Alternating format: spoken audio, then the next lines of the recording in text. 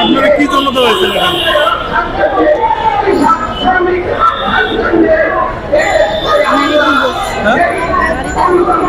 নারী দিবস। বুঝলি? নারী দিবস। নারী দিবস। নারী দিবসের কোনো কিছু হচ্ছে এখানে, মানে কেন আসছেন সেই একটু বলেন আমাদের।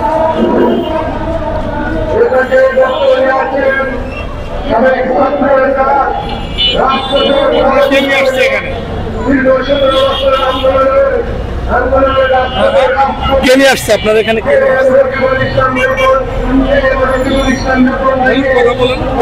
আজকে আন্তর্জাতিক নারী দিবস, গ্রামীণ নারী দিবস। হ্যাঁ হ্যাঁ, আজকে আন্তর্জাতিক গ্রামীণ নারী দিবস, এই উপলক্ষে আমরা আসছি।